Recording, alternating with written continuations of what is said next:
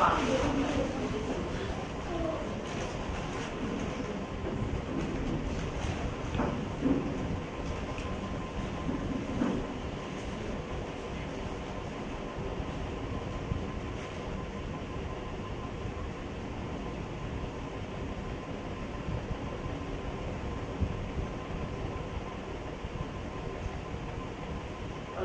صل على محمد وعلى محمد وعجل بسم الله الرحمن الرحيم اللهم كل وليك الحجة الحسن صلواتك عليه وعلى آبائه في هذه الساعة وفي كل ساعة وليا وحافظا وقائدا وناصرا ودليلا وعينا حتى تسكنه أرزق طوعا وتمتعه فيها طويلا.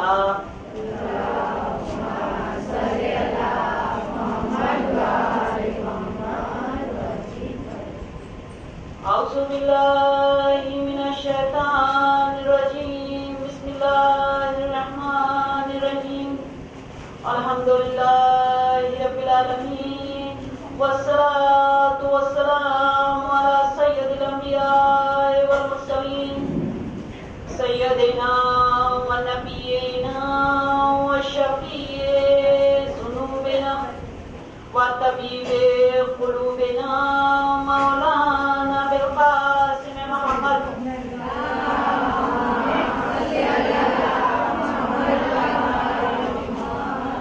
وعلى الطيبين الطاهرين المعصومين المظلومين المنتخبين المنتجبين على لعنة الله على أعدائهم ومنكر فضائلهم وغاصب حقوقهم أجمعين من يومنا هذا إلى يوم الدين.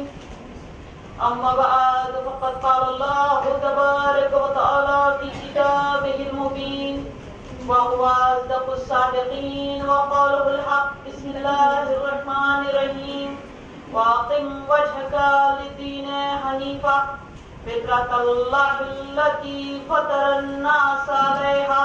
اللهم صل على محمد وعلى محمد. حاضرین مجلس، سورہ روم کی ان آیات کی ذیل میں ہمارا بیان جاری ہے. ارشاد ہو رہا ہے واقع وجہ کا دین حنیفہ کہ اپنے سر کو دین حنیفہ کے آگے جھکا دو. فطرت اللہ الذی فطر الناس علیہا، یہ دین بالکل تمہاری فطرت کے مطابق ہے، تمہاری نیچر کے مطابق ہے. پھر وہی ہم عرض کریں گے کہ سوال یہ ہے کہ اگر دین نیچر کے مطابق ہے، دین فطرت کے مطابق ہے، تو پھر آخر ایسی کون سی وجہ ہوئی، پرابلم کہاں پر آئی کہ ہم نے اس طرح سے دین کے آگے سر نہیں جھکایا کہ جس طرح سے کہ دین چاہتا تھا، جس طرح اسلام چاہتا تھا، جس طرح قرآن چاہتا تھا. اور ہوا کیا کہ آدھا سر جھکایا اور آدھا نہیں جھکایا. جب مشکلات آئیں تو پیچھے ہٹ گئے اور جب آسانیاں آئیں تو دین والے بن گئے. تو حاضرین مجلس، پھر ہم وہی عرض کریں گے کہ معاملہ یہ ہے کہ جو چیز ہمیں دین کے آگے سر جھکانے نہیں دیتی وہ ہماری خواہشیں، ڈیزائرز. یہی ہمارا موضوع رہا ہے اور یہی آنے والی مجالس میں بھی انشاءاللہ یہ ناجائز خواہشیں کہ جو پوری طرح سے ہمیں دین کے آگے سر جھکانے نہیں دیتی جس طرح سے کہ ہمیں دین کے آگے سر جھکانا چاہیے. اور جب بھی کبھی اس طرح کی باتیں ہوتی ہیں تو کہا جاتا ہے کہ دیکھیے صرف وہ دینی تو سب کچھ نہیں ہے، صرف مذہبی تو سب کچھ نہیں ہے، ہمیں سوسائٹی میں بھی رہنا ہے، ہمیں سماج میں بھی موو کرنا ہے، ہمیں دنیا والوں کے ساتھ بھی کانٹیکٹ رکھنا ہے. تو اس لیے صرف آپ ہی کی بات سن کے تو ہم زندگی نہیں گزار سکتے. مگر کیا کیا جائے کہ دین جب اپنا سسٹم لے کر آیا تو وہ کمپلیٹ سسٹم لے کے آیا. وہاں ایسا ہے ہی نہیں کہ جہاں کہیں یہ کہا جا سکے کہ دین نے اس بات پہ تو غور کیا ہی نہیں، مذہب نے اس بات پہ تو غور کیا ہی نہیں کہ سوسائٹی کا کیا ہوگا، سماج کا کیا ہوگا. اسی لیے پروردگار نے کامیابی اور عزت اپنے ہاتھ میں رکھ لی کہ دنیا والوں کے ہاتھ میں ہم نے کامیابی اور عزت نہیں دی ہے. تم ہمارے دین کے آگے سر جھکائے رہو، تم چونچرا نہ کرو، تم یہ نہ کہو کہ ایسا کیوں ہے اور ویسا کیوں ہے. تم اس طرح سے سرنڈر کر دو، اس طرح سے ہتھیار ڈال دو اس کے بعد تم دیکھنا کہ پھر کامیابی کسے ملتی ہے. دنیا والوں کو کامیابی ملتی ہے یا ان لوگوں کو کامیابی ملتی ہے جو دین حنیفہ کے آگے اپنے سر کو جھکاتے ہیں. تب تمہیں پتا چلے گا کہ کامیابی کہتے کسے ہیں, سکسیس ہو جانا کہتے کسے ہیں. تم صرف کرنا کچھ نہیں ہے, تمہیں سرنڈر کر دینا ہے, تمہیں ہتھیار ڈال دینے ہیں. اور وہ لوگ کہ جو دنیا میں یہی کہتے رہتے ہیں کہ بھلا ایسا کیسے پاسبل ہے, ویسا کیسے پاسبل ہے, وہ ناکامیاب ہیں دنیا میں. اگر دین نے کہہ دیا پاسبل ہے تو وہ ہے. صرف ہمیں غور کرنے کی ضرورت ہے, صرف ہمیں علم دین حاصل کرنے کی ضرورت ہے. اگر دین کہہ رہا ہے, قرآن کہہ رہا ہے, اسلام کہہ رہا ہے کہ ایسا پاسبل ہے تو ایسا پاسبل ہے, ایسا ہو جائے. قرآن کہہ رہا ہے کہ کامیابی دین کے آگے سر جھکانے میں ہے تو پھر یقیناً کامیابی دین کے آگے سر جھکانے میں ہے. ہمارے اور آپ کے چھٹے امام جعفر صادق الاسلام سے کسی نے سوال کیا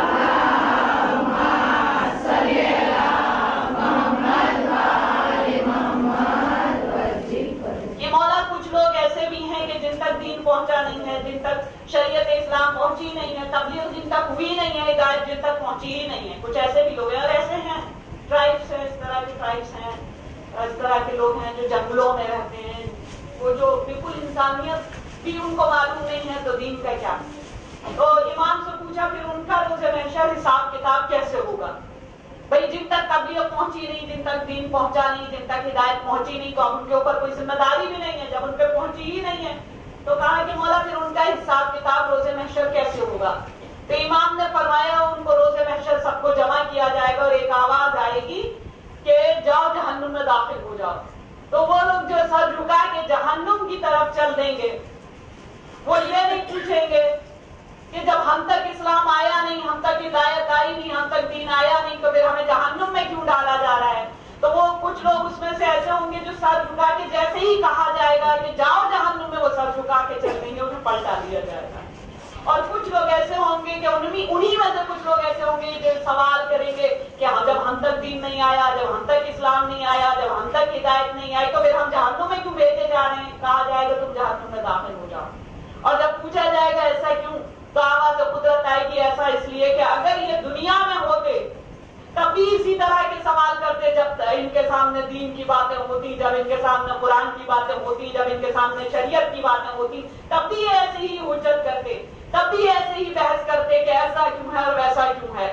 کہا وہاں بھی یہ قابل جہنم بنتے, اس لیے یہاں بھی ان کو جہنم کا راستہ دکھایا جا رہا ہے. اور یہ جن کے لیے حکم یہ دیا گیا ہے کہ جاؤ تم جہنم میں داخل ہو جاؤ, انہوں نے ایک بار بھی پلٹ کے نہیں پوچھا کہ کیوں بھیجا جا رہا ہے, وجہ کیا ہے. یہ اللہ کے حکم کے آگے سر جھکا کے سیدھے جہنم کی طرف چل دیے. کہا اگر یہ دنیا میں ہوتے تب بھی اسی طرح سے اسلام کے آگے سر جھکاتے. ایک سلوات بھیجے محمد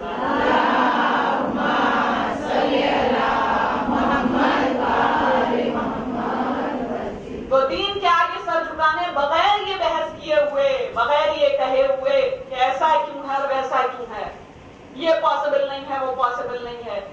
جو تم جانتے ہو اس سے بہت زیادہ وہ جانتا ہے. اس نے جو تمہارے لیے نظام بنایا بہت سوچ سمجھ کر بنایا ہے. تم سمجھ رہے ہو ہمارے فائدے دوسری چیزوں میں ہیں, اسے معلوم ہے تمہارے فائدے کس چیز میں ہیں, کیونکہ اسی نے تمہیں پیدا کیا ہے, اس نے ہی تمہارے نیچر کو بنایا ہے.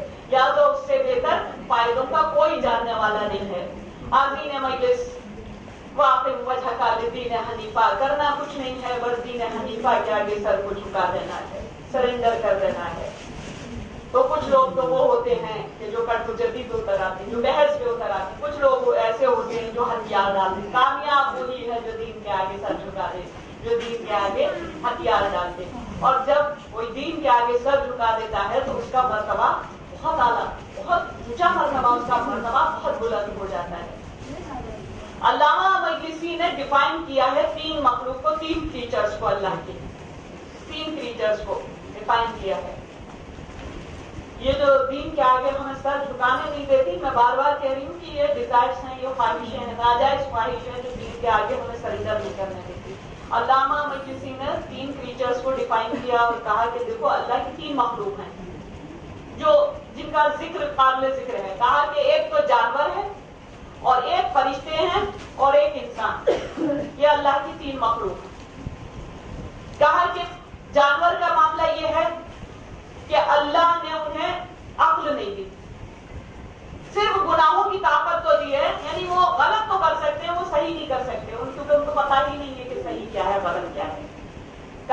جانوروں کو اللہ نے قوت قدسیہ دی تھی. قوت قدسیہ اسلام میں اس قوت کو کہا جاتا ہے جو انسان کو پاکیزگی کی طرف لے کر جاتی ہے, جو انسان کو اچھے کاموں کی طرف لے کر جاتی ہے. اس قوت کو, طاقت کو قوت قدسیہ کہا جاتا ہے. قوت شہوانیہ اس طاقت کو کہا جاتا ہے جو برائی کی طرف لے کر جاتی ہے, جو گناہوں کی طرف لے کر جاتی ہے. اس طاقت کو قوت شہوانیہ کہا جاتا ہے اسلام کی زبان میں. تو کہا جانور وہ ہے جسے اللہ نے صرف قوت شہوانیہ دی ہے, یعنی برائی کی طاقت دی ہے, اور اس سے قوت قدسیہ پاکیزگی کی طاقت دی ہی نہیں ہے.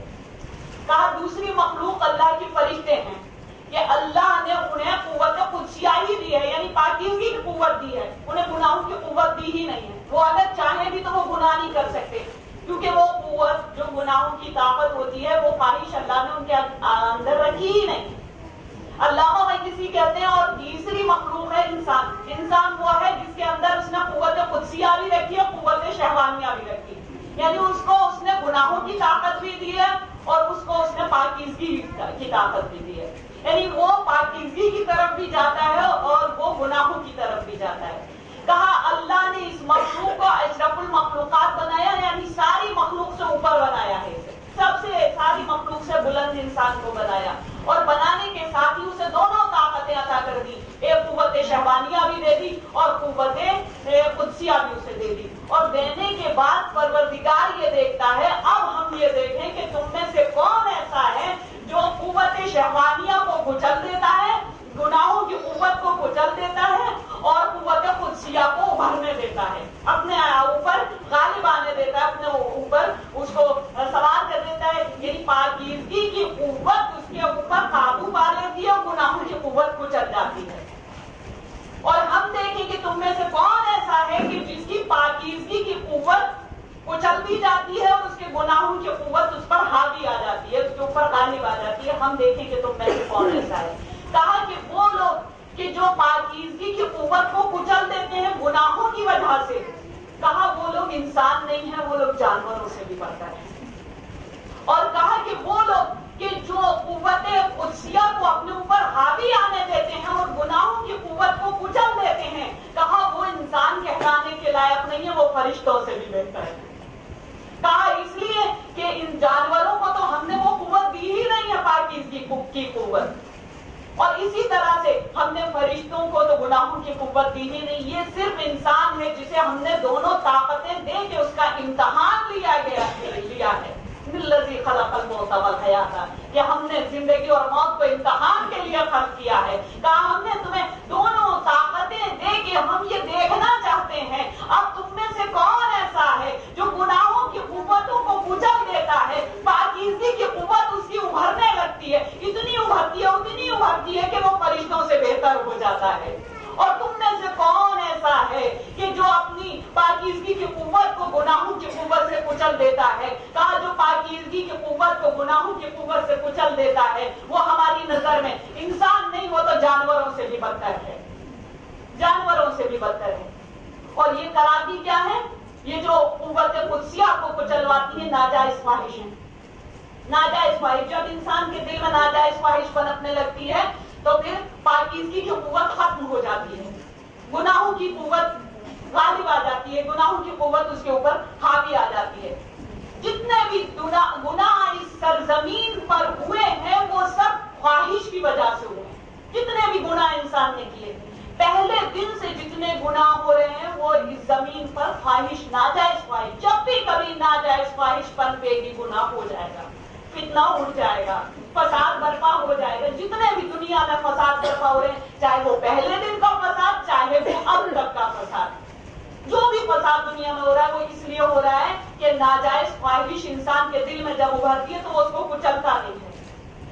اگر ناجائز خواہش جیسے ہی ابھرے ہم اسے کچل دیں, اس کو پنپنے نہ دیں, اس کی کوپل پھوٹنے نہ دیں, اس کو پودا بننے نہ دیں, اسے تناور درخت بننے نہ دیں, تو فساد برپا نہیں ہوگا, فتنہ برپا نہیں ہوگا. فتنہ فساد برپا ہوتا ہی اس لیے ہے کہ ہم اس ناجائز خواہش کو پنپنے دیتے ہیں, یہاں تک کہ وہ اتنی پنپ جاتی ہے کہ پھر فساد برپا ہو جاتا ہے, فتنہ برپا ہو, قیامت آ جاتی ہے دنیا میں انہی ناجائز خواہشوں کی وجہ سے.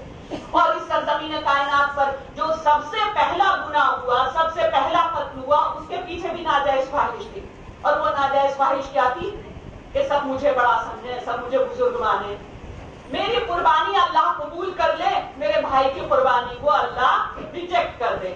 सरजमीन कायनात में, सरजमीन में, दुनिया पर जो सबसे पहला गुनाह हुआ वो गुनाह करने वाला काबिल था। क्या तमन्ना थी उसके दिल में? नाजायज ख्वाहिश उसके दिल में आई, कहा मेरी कुर्बानी कबूल हो जाए। अगर इस ख्वाहिश को वो पनपते ही कुचल देता तो इतना बड़ा फसाद बर्पा नहीं होता। अभी तक कोई खून नहीं हुआ था जमीन कायनात पर, पहला खून हो गया। और इसलिए हो गया कि नाजायज ख्वाहिश को पनपने दिया, इतना पनपी कि एक भाई ने एक भाई को कत्ल कर डाला, एक भाई ने एक भाई को, एक नबीजादे ने एक नबीजादे को कत्ल कर डाला। मगर जब आप कत्ल कर दिया तो अब ये सोच रहा है कि गुनाह को छुपाऊं कैसे।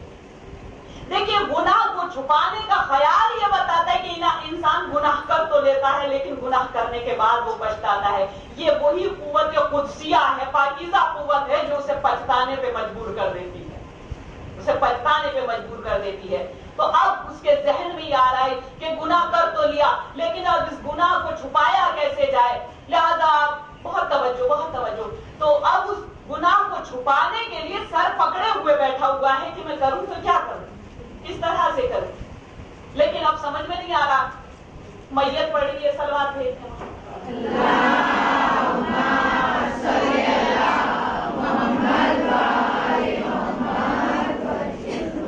तो अब गुनाह को छुपाने के लिए परेशान बैठा हुआ है कि किस तरह से गुनाह को छुपाया जाए।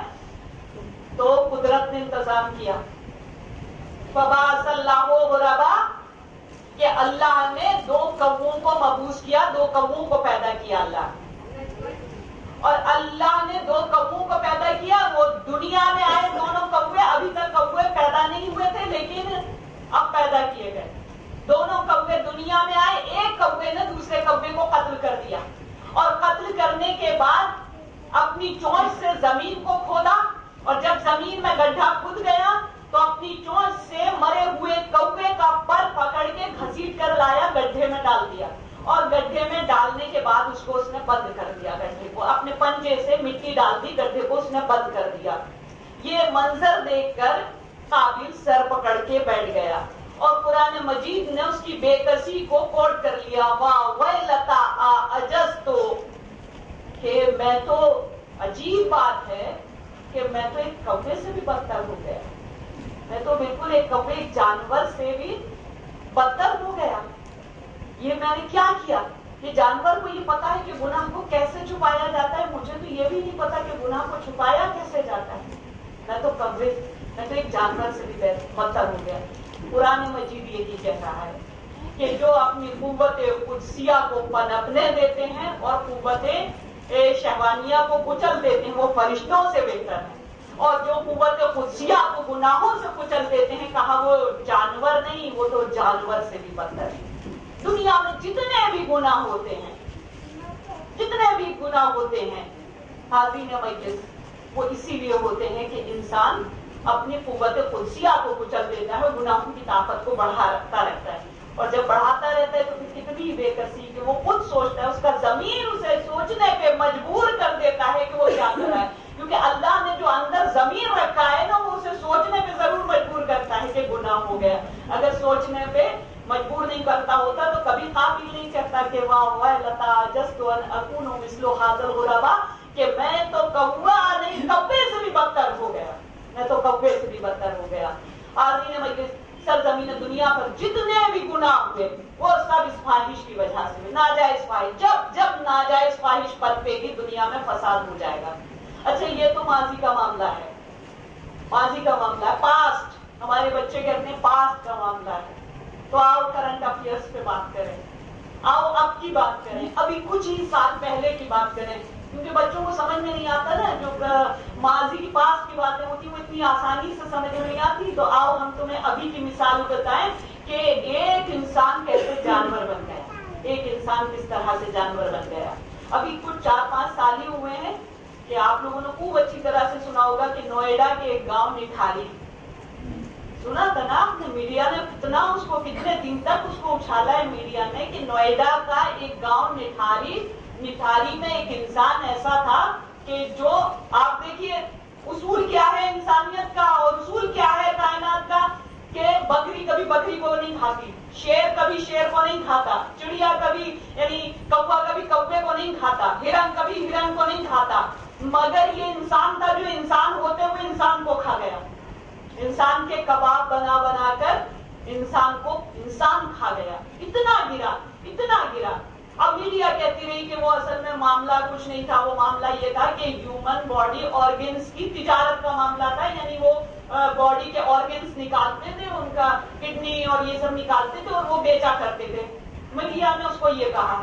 مگر ہم نے جو سنا، ہم نے یہ سنا کہ وہ صرف آرگنز کا معاملہ نہیں تھا، بلکہ ایک انسان تھا جو انسانوں کے کباب بنا کر کھا جایا کرتا تھا۔ ایک انسان انسان کو کھا گیا، جانور جانور کو نہیں کھاتا، ایک انسان انسان کو کھا گیا۔ اب چاہے میڈیا اسے ہیومن باڈی آرگنز کی تجارت کا معاملہ کہے یا کچھ بھی کہے، ہم صرف ایک ہی بات کہیں گے، کوئی معاملہ نہیں تھا، ناجائز خواہش کا معاملہ تھا۔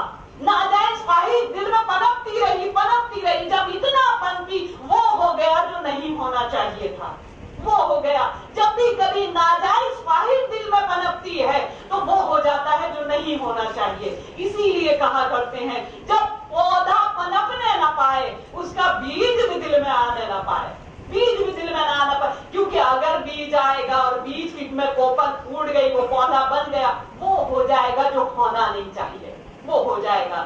اور حاضرین مجلس، قرآن مجید بھی کہہ رہا ہے کہ وہ لوگ جو اپنے آپ کو گناہوں سے بچا لیتے ہیں، گناہوں سے بچا لیتے ہیں اور قوت قدسیہ کو اپنا لیتے ہیں، وہ انسان نہیں ہے، وہ تو فرشتوں سے بھی بہتر ہے۔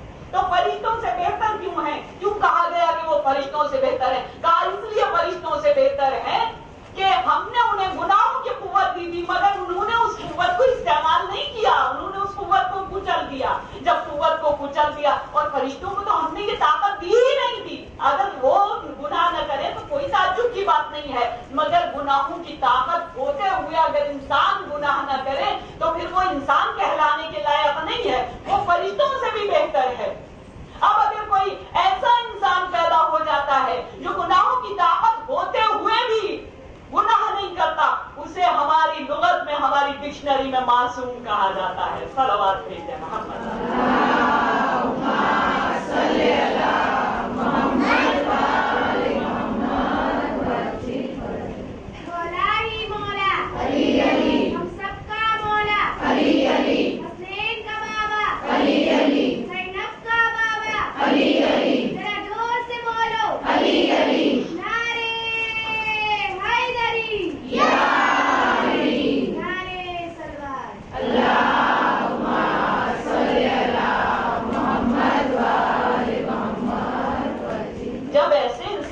فرشتے آسمان سے دیکھتے ہیں کہ زمین پہ کوئی ایسے انسان ہیں جنہیں اللہ نے گناہ کی قوت دی تھی، مگر انہوں نے اس قوت کو کچل دیا، انہوں نے قوت شیطانیہ کو کچل دیا، قدسیہ کو انہوں نے ابھرنے دیا۔ پھر وہ فرشتے کیا کہتے ہیں؟ کہتے ہیں یہ تو فرشتے نہیں ہیں، یہ تو فرشتوں سے بہتر ہے۔ اب کیا کرتے ہیں کہ وہ فرشتے زمین پر اتر آتے ہیں، وہ ان کے گھروں کو تلاش کرتے ہوئے جاتے ہیں، جب ان کے گھر نظر آتے ہیں، کسی کے گھر جا کے چکی چلا آتے ہیں، کسی کا گہوارہ جھولا آتے ہیں، کسی کے لیے میدان جنگ میں تلوار لے کے چلے جاتے ہیں، کسی کے لیے عید کے دن کپڑے لے کر چلے جاتے ہیں، اور جانے کے بعد یہ کہتے ہیں کہ تم فرشتہ نہیں ہو، تم تو فرشتوں سے بھی بہتر ہو، اس لیے آج سے فرشتوں نے ارادہ کر لیا ہے تمہاری ڈیوڑی پہ سر جھکاتے رہیں گے، تمہاری عظمت کرتے رہیں گے، تم قابل احترام ہو، تم قابل ادب ہو، اللہ نے تمہیں گناہوں کی قوت دی تھی، تم نے اسے کچل کے اپنے آپ کو فرشتوں سے بہتر بنا دیا، لہذا فرشتے تمہاری ڈیوڑی پہ آتے رہیں گے، تمہاری ڈیوڑی پہ آ کے سلام کرتے رہیں گے، تمہارے بچوں کا گہوارہ جھلائیں گے، تمہاری بیویوں کی چکیاں چلائیں گے، تمہارے لیے عید کے دن لباس لے کر آئیں گے، میدان میں ضرورت پڑے گی تو تلوار بھی لے کر آئیں گے، اس لیے کہ تم بہت بہتر ہو، تم بہت اعلیٰ ہو۔ صرف یہ نہیں کہ فرشتے، بلکہ جو اپنی ناجائز خواہش کو کچل دیتا ہے، صرف فرشتے نہیں، دنیا کی تمام مخلوق، دنیا کی ہر مخلوق، چاہے وہ جانور ہو، چاہے وہ فرشتے ہو، کوئی بھی ہو، وہ ان کے در پہ سلام کرتی ہوئی نظر آتی ہے۔ ہرنی اپنے بچے کو لے کر آتی ہے ان کی خدمت میں، اور اس کے بعد ہم دیکھتے ہیں کہ جو درندے جن سے دنیا ڈرتی ہے وہ درندے بھی ان کے در پہ سر جھکاتے ہوئے نظر آتے ہیں. ایک زمانہ ایسا آیا ہمارے اور آپ کے 10ویں امام علی نقی علیہ السلام کا زمانہ.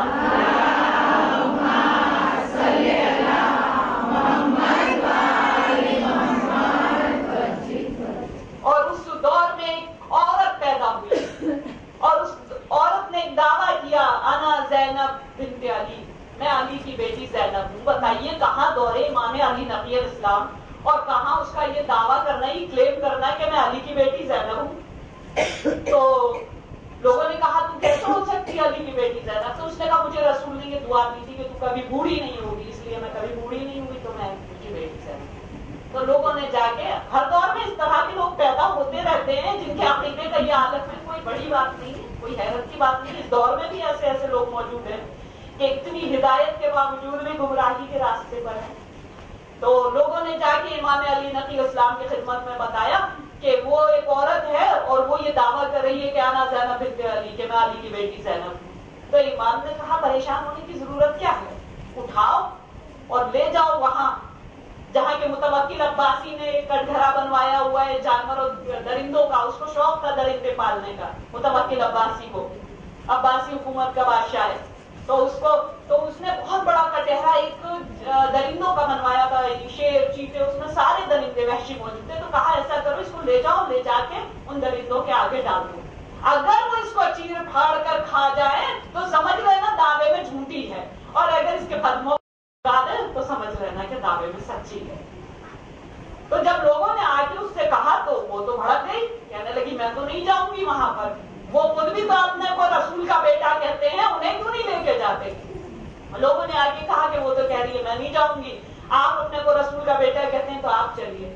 تو امام مسکرائے، کہا چلیے. اور اس کے بعد امام آئے متوکل عباسی کے کٹہرے کے پاس، اور آتے ہی انہوں نے حکم دے دیا کہ متوکل عباسی ایسا کر کے تمام کٹہروں کے دروازوں کو کھلوا دے. متوکل عباسی کانپنے لگا، کہنے لگا مولا کیسی باتیں کرتے ہیں، درندے ایسے خطرناک درندے اگر یہ باہر آ گئے تمام بستی کی بستی صاف کر دیں گے، کوئی بچے گا نہیں. تو امام نے کہا کہ کیسی باتیں کرتا ہے متوکل عباسی، ہم حکم نہیں دیں گے تو قدم باہر نہیں نکالیں گے، اگر ہم حکم نہ دیں گے تو قدم باہر نہیں نکالیں گے. تو متوکل عباسی خود تو اوپر چڑھ گیا، بالا خانے کے اوپر چڑھ کے کھڑا ہو گیا، اور اس کے بعد امام کے حکم سے مجبور ہو کے اس نے حکم دے دیا کہ کٹہرے کے دروازوں کو کھول دو.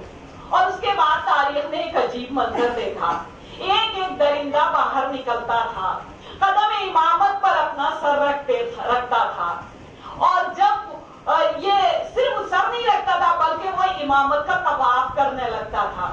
متوکل عباسی نے وہی کھڑے کھڑے آواز دی، مولا میں دیکھ رہا ہوں کہ یہ درندے آپ کا احترام کر رہے ہیں، آپ کی عزت کر رہے ہیں. تو کہا کیونکہ تو صرف دیکھ سکتا ہے اس لیے دیکھ رہا ہے، اگر تو سن بھی سکتا ان کی آوازوں کو تو سمجھ سکتا تو تو سمجھ لیتا یہ کچھ کہہ بھی رہے ہیں. کہا مولا یہ کیا کہہ رہے ہیں؟ کہا یہ کہہ رہے ہیں وہ انسان تھے جو آپ کی عظمت کو نہ پہچانے، ہم جانور آپ کی عظمت کو پہچانتے ہیں. صلوات بھیجیں محمد.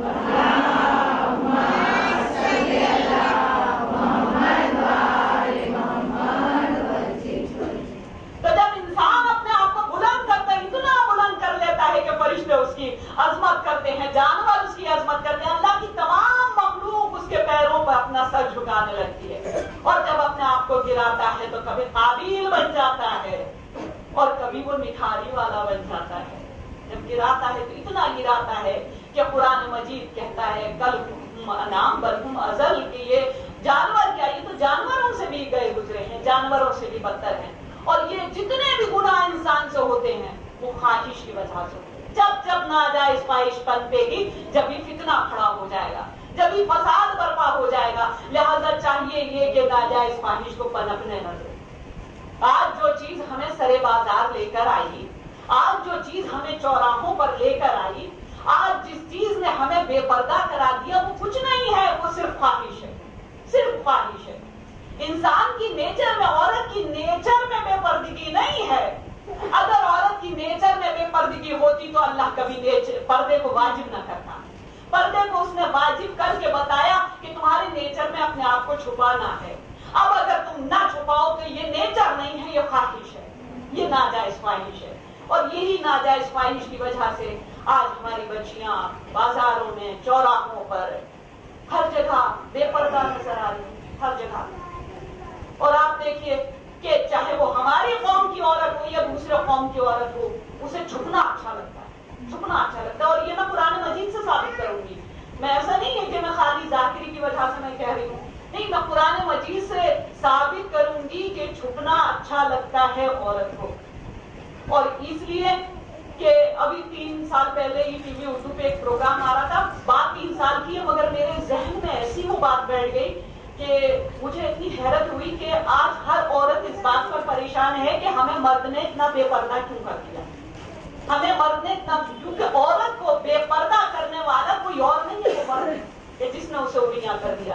اس کے باوجود بھی عورت کو سکون نہیں ہے، بے پردہ ہو کے بھی عورت کو سکون نہیں ہے. اور یہی ہوا کہ یہ ٹی وی اردو پر ایک پروگرام آ رہا تھا اور اس پر ڈسکس ہو رہی تھی، اور ڈسکس میں یہ کہا جا رہا تھا کہ آخر کیا وجہ ہے کہ یہ لوگ جو ہے، ایک عورت بیٹھی ہوئی ہے، 2 مرد لوگ بیٹھے ہوئے ہیں، اور بحث ڈسکس چل رہی ہے. اور ڈسکس یہ چل رہی تھی کہ آخر کیا وجہ ہے کہ ہر ایڈ میں ہمیں پیش کر دیا جاتا ہے، بھائی سگریٹ عورتیں نہیں پیتی لیکن سگریٹ کے ایڈ میں عورت کی تصویر، شراب عورتیں نہیں پیتی، شراب کے ایڈ میں عورت کی تصویر. حد تو یہ ہے کہ بنیان اور جتنے بھی انڈر گارمنٹس ہیں مردوں کے، عورتوں سے کوئی مطلب نہیں ہے، اس میں بھی عورت کی تصویر. آخر وجہ ہے کہ عورت کو کیوں ایڈ میں پیش کیا جاتا ہے. تو اس پہ ان صاحب نے جو بیٹھے ہوئے تھے انہوں نے کہا اس کی ایک وجہ ہے. کہا کیا وجہ ہے؟ کہنے لگے جب ہم آفس سے تھکے ہوئے آتے ہیں اور پورے دن کام کر کے، تو جب ہم ٹی وی کھولتے ہیں اور ٹی وی پہ ہمیں سجے ہوئے خوبصورت چہرے نظر آتے ہیں، ہم فریش ہو جاتے ہیں. تو وہ تو بھڑک گئی. وہ کہنے لگی تو کیا ہم آپ کی تفریح کا سامان ہیں؟ کیا ہم آپ کو فریش کرنے کے لیے پیدا کیے گئے ہیں؟ کیا ہم اس لیے کہ ہمارے ذریعے سے آپ فریش ہوں؟ تو وہ کہنے لگے دیکھیے ایسا ہے کہ آج ہر عورت انجینئر نہیں ہے، ہر عورت ڈاکٹر نہیں ہے، ہر عورت لیکچرر اور پروفیسر تو ہے نہیں. کچھ عورتیں ایسی بھی ہیں کہ جن کے اوپر ان کے خاندان کی ذمہ داریاں بہت زیادہ ہیں، اور وہ حسن بھی اللہ نے انہیں دیا ہے، وہ خوبصورت بھی ہیں. اب اگر وہ شوبز میں آنے کے بعد، اپنے جسم کی نمائش کرنے کے بعد وہ تھوڑا سا اگر کما کے اپنے خاندان کی ذمہ داریاں اٹھا رہی ہیں، تو آپ کو فرق کیا پڑتا ہے؟ اس میں آپ کی ناراضگی کی کیا بات ہے اتنی زیادہ؟ تو وہ تو خاموش ہو گئی. مگر میرے دل میں ایک درد اٹھا، میرے دل میں ایک درد اٹھا کہ الحمدللہ کہ ہمارے یہاں سے بہرحال شوبز میں نہیں جا رہی ہیں بچیاں، کوئی نہیں جا رہی ہیں، مگر اس کے باوجود میں مجھے یہ افسوس ہوا کہ وہ جو شوبز میں جا رہی ہیں وہ کم سے کم وہاں پر جا کے ایڈ میں حصہ لے کے اپنے خاندان کی ذمہ داریاں اٹھا رہی ہیں، وہ اپنے خاندان کے کام آ رہی ہیں. ہمارے اوپر اپنے خاندانوں کی ذمہ داریاں نہیں. ہم شوبز میں نہیں بھی جا رہے ہیں، پھر بھی کیا ہے، ہم سرے بازار جا رہے ہیں، ہم کسی شیمپو کا ایڈ نہیں دے رہے ہوتے بالوں کو کھول کے جا رہے ہیں، ہم کسی باڈی کریم کا ایڈ نہیں دے رہے ہوتے ہیں بازوؤں کو کھول کے جا رہے ہیں، ہم کسی چپل کا ایڈ نہیں دے رہے ہیں لیکن سڑک پہ چل رہے ہیں تو ٹیڑھی چال چل رہے ہیں اور کیٹ واک ہو رہی ہے تاکہ لوگ ہماری طرف اٹریکٹ ہو جائیں. ہم کسی کیپری یا کسی ٹاپ کا ایڈ نہیں دے رہے ہوتے ہیں، کسی ڈریس کا ایڈ نہیں دے رہے ہوتے ہیں، لیکن اس کے باوجود بھی کیپری پہن کے اور ٹاپ پہن کے ہم بازاروں میں جا رہے ہیں اور لوگوں کی نگاہوں کو اپنی طرف موڑ رہے ہیں. سوال یہ ہے کہ وہ اگر کچھ کر رہی ہیں تو وہ پیسہ لے کے کر رہی ہیں، ہم تو مفت کی تفریح بنے، ہم تو لوگوں کے لیے مفت کی تفریح کا سامان کہ تم تھکے ہوئے ہوتے ہو تو آؤ ہمیں دیکھ کے تم تازہ دم ہو جاؤ، آؤ ہمیں تمہیں دیکھ کے. علیو فاطمہ کی چاہنے والیو، ہم نمائش کا سامان نہیں ہے، ہم دکھانے کی چیز نہیں ہے، ہم تو چھپانے کی چیز ہے. اور چھپانے کی چیز اگر نہ ہوتے تو قدرت کبھی پردہ ہم پر واجب نہ کرتی. اور جب یہی بے پردگی ہوتی ہے تو دنیا میں فساد برپا ہو جاتا ہے، دنیا میں وہ ہو جاتا ہے جو نہیں ہونا چاہیے، وہ ہو جاتا ہے، وہ قیامتیں برپا ہو جاتی ہیں جو نہیں ہونی چاہیے. دنیا میں جتنے بھی فساد ہو رہے ہیں وہ اسی وجہ سے ہو رہے ہیں کہ میں نے پیپر میں ایک نیوز پڑھی، میں نے پڑھا کہ اپولو کا ایک بہت بڑا قابل ڈاکٹر مارا گیا. کیوں مارا گیا؟ اس لیے مارا گیا کہ اس نے ایک لڑکی کا علاج کیا تھا، لڑکی شادی شدہ، اس کا علاج کیا، وہ پیرالیسس تھی، بالکل چل نہیں سکتی تھی، پھر نہیں سکتی تھی، اس نے اس کا علاج کیا اور اس طرح سے علاج کیا کہ وہ کھڑی ہو گئی. لیکن علاج کے دور کانٹیکٹ ہونے کے بعد اور کوئی احتیاط نہ ہونے کے بعد. ڈاکٹر کے کانٹیکٹ میں جانا شریعت حرام نہیں قرار دیتی، لیکن اگر احتیاط، اگر ناجائز خواہش کو کچل دیتی، پہلے دن سمجھ لیتی. مگر ظاہر بات ہے وہ ہماری اپنی قوم سے نہیں ہے. میں صرف اپنی بچیوں کو آج کے دور کے لوگوں کی مثال دے کے اس لیے سمجھا رہی ہوں کہ پاس کی باتیں ان کی سمجھ میں نہیں آتی. تو اس دور میں تو کیا ہوا کہ جب اس کو یہ چیز بڑھی اور بڑھتی گئی، اتنی بڑھی کہ اس کو یہ احساس ہوا کہ اگر شوہر کو پتا چل گیا تو اب ظاہر بات ہے کہ ماروتی والے کی بیٹی ہے، ماروتی کمپنی والے کی بیٹی ہے، اس کا پوری دنیا میں، پورے ورلڈ میں نام ہے، ورلڈ فیم کا آدمی ہے اس کا باپ. تو اگر سب لوگوں کو پتا چلا کہ یہ کیا کر رہی ہے، شوہر کو دھوکہ دے رہی ہے، تو اس کے نتیجے میں اس کی زندگی برباد ہو جائے گی. تو اسی نے گاڑی میں لے جا کے اپنے اس ڈاکٹر کو، اپنے اس دوست کو لے جا کے اس کو شراب پلائی. شراب پلانے کے بعد میں اس پہ پیٹرول چھڑکا، پیٹرول چھڑکنے کے بعد میں اس کو آگ لگا دی. اتنا قابل ڈاکٹر لوگوں کے ہاتھوں سے چلا گیا، اتنا قابل مسیحا اس لیے لوگوں کے ہاتھوں سے چلا گیا کہ ناجائز خواہش نہ وہ دبا پایا نہ یہ دبا پائی. تو جب بھی کبھی فتنہ اٹھتا ہے، جب بھی کبھی مصیبت آتی ہے، اس لیے آتی ہے کہ ہم اپنی ناجائز خواہش کو دبا نہیں پاتے. اسلام نے پردہ اسی لیے رکھا، اسلام نے نامحرم کے کانٹیکٹ میں آنے کے لیے اسی لیے منع کیا ہے کہ اگر تم نامحرم کے کانٹیکٹ میں نہیں آؤ گے تو فتنہ نہیں اٹھے گا، فساد برپا نہیں ہوگا، مصیبتیں نہیں آئیں گی. حاضرین مجلس، بہت ضروری ہے کہ اپنے آپ کو فساد سے بچاؤ. اپنے آپ کو آج جتنا بھی کم ہمارے یہاں ہو رہا ہے، الحمدللہ ہمارے یہاں کم ہو رہا ہے.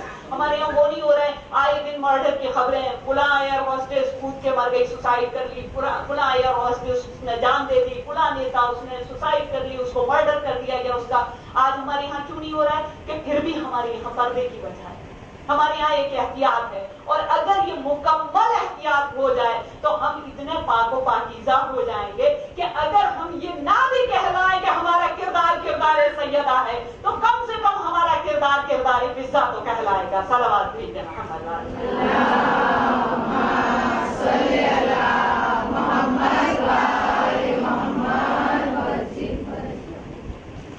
ان لوگوں کے، تمام قوموں کے ذہنوں میں یہ بیٹھا ہوا ہے اور ہمارے اپنے بچوں کے ذہنوں میں یہ بیٹھا ہوا ہے کہ پردہ ایک مصیبت ہے.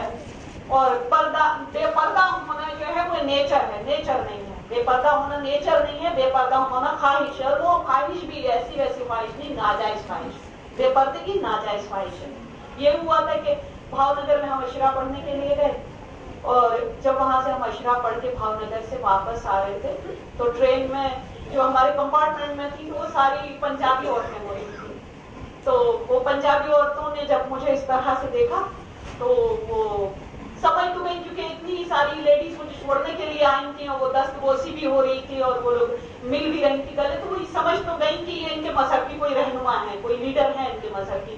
تو یہ تو سمجھ ہی گئی تھی. تو انہوں نے ارادہ تو جب ہی بنا لیا تھا کہ اب ان کا انٹرویو ہوگا اور بات ہوگی تو ان کے پردے پہ بات ہوگی. اب تو جب میں وہاں جا کے بیٹھی تو تھوڑی دیر کمفرٹیبل ہونے کے بعد میں انہوں نے کہا کہ یہ جو آپ پہنتی ہیں اوپر سے نیچے تک، تو آپ کے چہرے کو دیکھ کے تو یہ پتا چل رہا ہے، لیڈیز کمپارٹمنٹ ہے تو دیکھ کے چہرے کو تو آپ یہ پتا چل رہا ہے کہ آپ کا ابھی کی بات نہیں ہے، 6-7 سال پہلے کی بات ہے، جب میں اتنی بری نہیں تھی جتنی آپ بری ہیں. تو انہوں نے دیکھ کے کہا، کہنے لگی کہ آپ کے چہرے کو دیکھ کے پتا چل رہا ہے کہ آپ کا فگر بھی خوبصورت رہا ہوگا.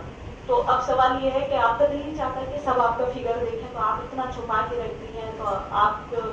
تو میں نے کہا میرا دل نہیں چاہتا کہ میرا سب فگر دیکھیں. مجھے تو یہ بات بہت زیادہ بری لگتی ہے کہ سب میرا فگر، میں کوئی تماشا تھوڑی ہوں میرا سب فگر دیکھیں. میں کہا جن کو دکھانا چاہیے ہم ان کو دکھاتے ہیں. جب ہم جاتے ہیں لیڈیز کی محفل میں تو ہم یہ سب نہیں پہنتے ہیں، وہاں پر لیڈیز دیکھتی ہیں، وہ تعریف کرتی ہیں، ہم خوش ہو جاتے ہیں. جنہیں دکھانا چاہیے ہم انہیں دکھاتے ہیں، ان کے سامنے اس طرح سے جاتے ہیں. تو وہ یہ بات ہونا کہ یہ دیکھیے یہ عورت کی نیچر ہے کہ وہ چاہتی ہے کہ وہ مردوں کے سامنے جائے اور مرد اس کو دیکھیں اور تعریف کریں. تو میں نے کہا یہ نیچر نہیں ہے، یہ نیچر نہیں ہے بلکہ یہ ڈیزائر ہے. میں نے ان سے کہا یہ ڈیزائر ہے. میں انہیں قرآن کی مثال دے کے نہیں سمجھا سکتی تھی تو ان سے انہیں کی لینگویج میں بات کرنی تھی. تو میں نے کہا کہ یہ ڈیزائر ہے، یہ نیچر نہیں ہے. تو بولی کیسے نیچر نہیں ہے، ہمارا تو بہت دل چاہتا ہے کہ ہمیں سب دیکھیں. تو میں نے کہا وہ آپ کی ڈیزائر ہے جو آپ کو یہ دل چاہتا ہے کہ آپ کو سب دیکھیں. میں نے کہا آپ کی نیچر نہیں ہے. تو بولی کیسے نیچر نہیں ہے. میں نے کہا اچھا آپ یہ بتائیے جب آپ گھر میں رہتی ہیں تو اپنے کو کیوں پورا چھپا کے رکھتی ہیں، جب باہر نکلتی ہیں تو کپڑے کم کیوں ہو جاتے ہیں. تو آپ کا گھر چھپانا یہ بتا رہا ہے کہ آپ کی نیچر میں دکھانا نہیں ہے، کیونکہ آپ باہر نکلتی ہیں اور آپ کی خواہش یہ ہوتی ہے کہ لوگ دیکھ کے تعریف کریں، اس لیے وہ خواہش آپ کے لباس کو کم کر دیتی ہے کمپیریٹیولی آپ کے گھر میں رہنے سے، یعنی گھر میں پورا اور باہر آ کے آتا۔ تو وہ کہنے لگی کہ دیکھیے اچھا چل گیا، اس کو بات کو تو چھوڑیے، آپ جانے دیجیے، یہ آپ کو شرم آتی ہے، شیملیس مطلب یہ آپ کو شرم آتی ہوگی، شیمفل لگتا ہوگا آپ کو کہ یہ پورا اپنے آپ کو ڈھک کے اس طرح سے نکلنا، آپ کو شرم نہیں ہے، ذرا سے جھجک نہیں محسوس ہوتی، آپ کو انسلٹنگ نہیں لگتا؟ میں کہا کیوں انسلٹنگ لگے گا؟ آپ کے مرد حضرات اتنی بڑی بڑی پگڑیاں باندھ کے پھرتے ہیں، ان کو شیمفل نہیں لگتا؟ تو میں نے کہا مجھے کیوں شیمفل لگے گا؟ بھائی ڈاکٹر اپنا ایپرن پہنے اس کو برا نہ لگے، میں نے کہا وکیل اپنا گاؤن پہنے اس کو برا نہ لگے، میں نے کہا کہ کرسچن اپنا لباس پہنے، ننس اپنا لباس پہنے ان کو برا نہ لگے، نرس اپنا لباس پہنے اس کو برا نہ لگے، میں نے کہا صرف ہم ہی بچے ہیں برا لگنے کے لیے کہ ہم حجاب کریں، اپنی حفاظت کریں، اپنے آپ کو بچائیں، اپنا ڈیفینس کریں تو ہمیں، میں نے کہا ہمیں برا نہیں لگتا، ہمیں اچھا لگتا ہے۔ کیوں اچھا لگتا ہے؟ کہنے لگی کیوں اچھا لگتا ہے؟ میں نے کہا اچھا اس لیے لگتا ہے کہ ہم اپنے مذہب کو ریپرزینٹ کرتے ہیں، ہمیں فخر ہوتا ہے کہ ہم اپنے مذہب کی پہچان بن کے دوسروں کے سامنے آ رہے ہیں کہ دیکھو اگر عورت کو اپنے آپ کو ڈیفینس کرنا ہے تو اس کو اپنے آپ کو حجاب میں لانا ہوگا، اور جب حجاب میں لے آتی ہے تو میری بچیاں خود بتائیں گی کہ حجاب کی حالت میں مردوں کی ہمت نہیں پڑتی کہ وہ نظر اٹھا کے دیکھیں، خود بخود احترام مردوں کی نظر میں آ جاتا ہے۔ تو حاضرین مجلس، اب وہ تو میں ان کی لینگویج میں ہی انہیں کو سمجھا پائی، قرآن مجید سے انہیں واقفیت تھی، وہ نہیں جانتی تو میں نہیں سمجھا سکتی، مگر میں اپنی بچیوں کو یہ ایک پیغام دے دوں کہ عورت کا نیچر پردہ، عورت کی بے پردگی اس کی ڈیزائن، ناجائز خواہش، اور اگر ایسا نہ ہوتا تو آپ اٹھائیے سورہ رحمان۔ سورہ رحمان کیا کہہ رہا ہے؟ حور مقصورات فی الخیام، اور حوریں اپنے آپ کو خیموں میں چھپائے ہوئے بیٹھی ہوں گی۔ اب سوال یہ ہے جنت میں کیا کوئی نظر باز ہے؟ جنت میں کیا کوئی دیکھنے والا ہے؟ جنت میں کیا کوئی تارنے والا ہے؟ کون سی چیز ہے کہ جس کی وجہ سے حور مقصورات فی الخیام، حوریں اپنے آپ کو خیمے میں چھپائے ہوئے بیٹھی ہوں گی؟ آواز آئے گی جنت میں کوئی دیکھنے والا نہیں ہے، مگر سوال یہ ہے کیونکہ ان کی فطرت میں، ان کے نیچر میں چھپانا، اس لیے چھپائے ہوئے بیٹھی ہوئی ہیں۔ صلوات بھیجیں محمد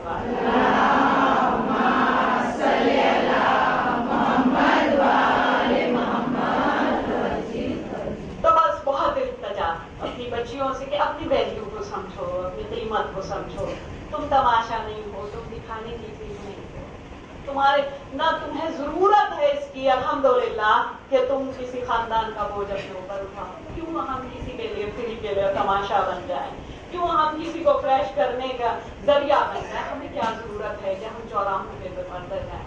کم سے کم اگر پوری طرح سے اپنے آپ کو میری طرح اگر نہ ڈھکو تو اپنے آپ کو اتنا ڈھک دو کہ وہ حصے جو شریعت منع کر رہی ہے وہ حصے لوگوں کے سامنے نہ آ پائے، وہ حصے لوگوں کو کس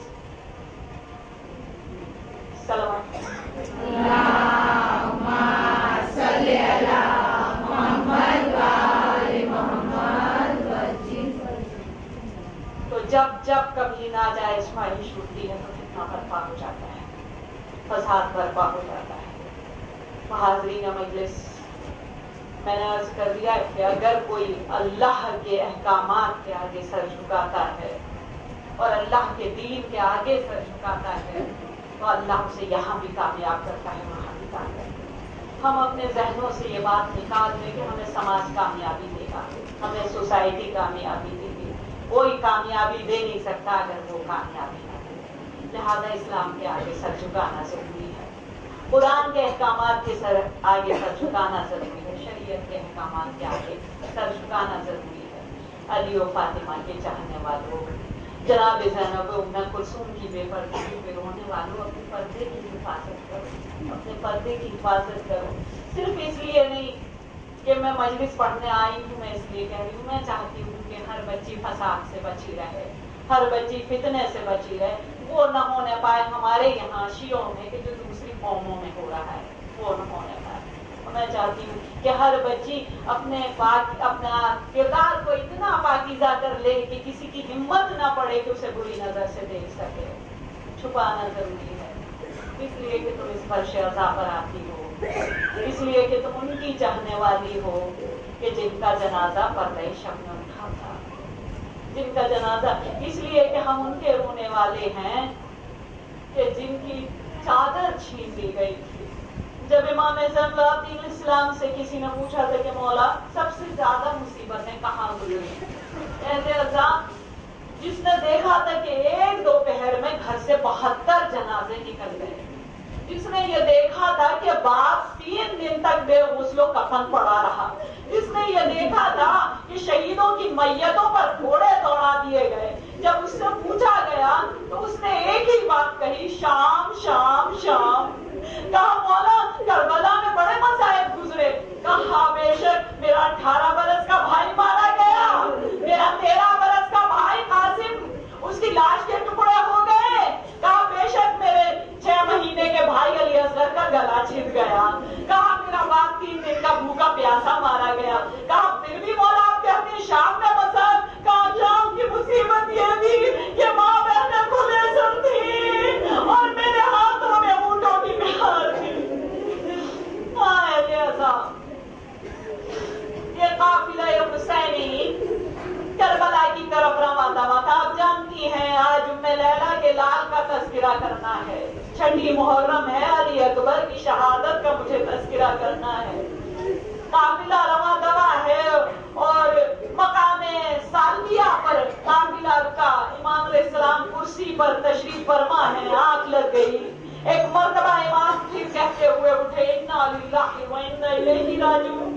جوان بیٹا آگے بڑھا، بابا پھر سے آپ نے آئے استرجاع کی تلاوت کی، بابا ابھی اس سے پہلے منزل میں بھی آپ نے کہا تھا انا للہ و انا الیہ راجعون، اے بابا اب یہاں پر کیا وجہ ہے؟ کہا بیٹا میں دیکھ رہا ہوں کہ میں میدان کربلا میں کھڑا ہوا ہوں، ظالموں نے میرے دونوں ہاتھ کاٹ ڈالے ہیں۔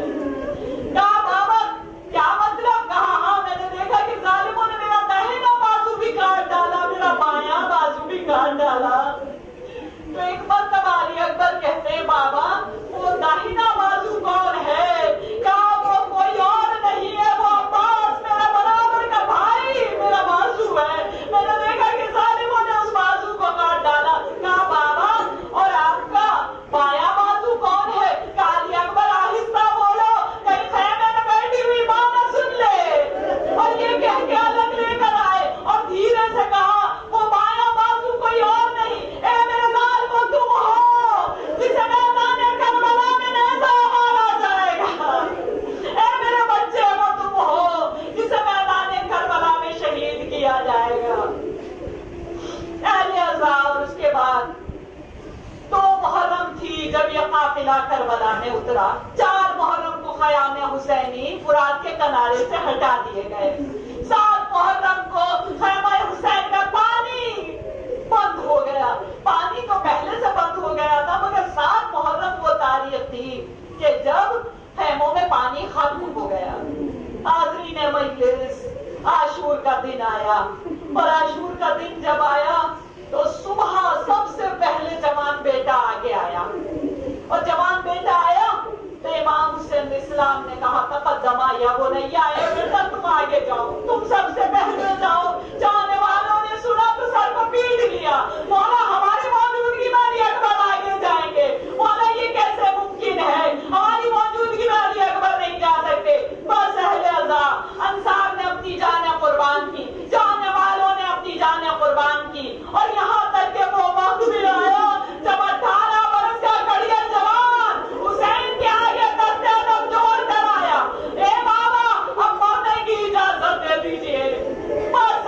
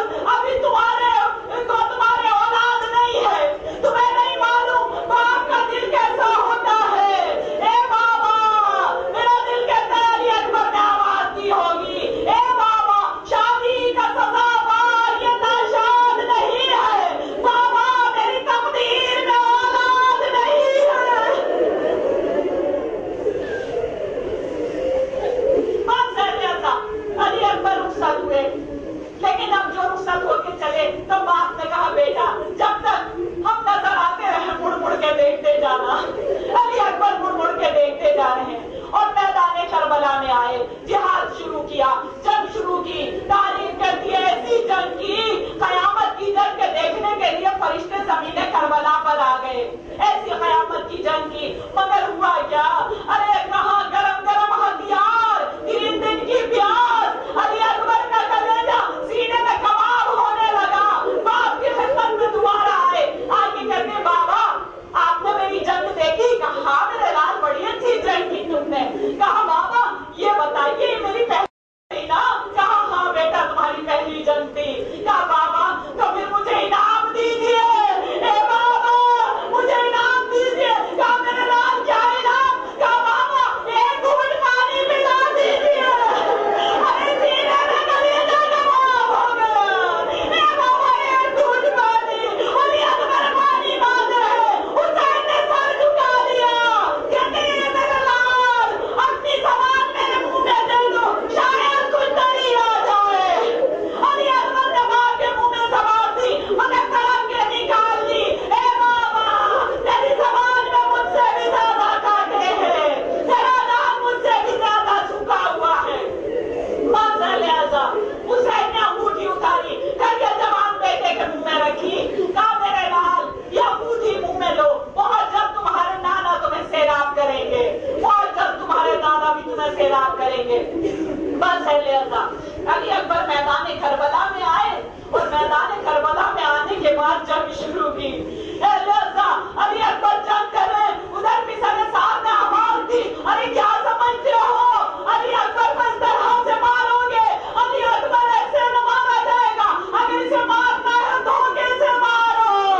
بس ہے لہذا ایک کمیدار سے ایک نیزہ چلا، علی اکبر کے سینے پر نیزہ پڑا، ہڈیوں کو توڑتا ہوا نیزہ کلیجے میں آدھی ٹوٹ گئی۔ علی اکبر گھوڑے سے گرے، آواز دی بابا غلام کا آخری سلام لیجیے۔ بس ہے لہذا حسین چلے، مگر کس حالت میں چلے؟ حمید ابن مسلم کہتا ہے کہ میں صبح سے دیکھ رہا تھا، میں صبح سے یہ منظر دیکھ رہا تھا کہ حسین جیسا بہادر میں نے نہیں دیکھا۔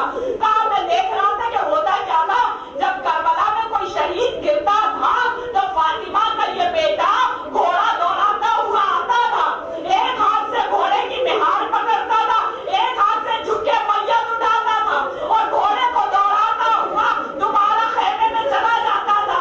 ارے میں سوچ رہا تھا 3 دن کی پیاس میں کتنا بہادر ہے حسین، مگر یہی حمید ابن مسلم کہتا ہے ارے میں رو پڑا جب 18 برس کا بیٹا گرا۔ میں نے دیکھا وہ حسین جو صبح سے اس طرح رہا تھا، جب بیٹا گرا عالم یہ تھا حسین چلے اور گر پڑے، اٹھے اور گر پڑے، اٹھے اور گر پڑے۔ ارے عالم یہ تھا کبھی اٹھے تو کبھی شاہ مشرقین گرے، لکھا یہ ہے کہ 72 جگہ حسین گرے۔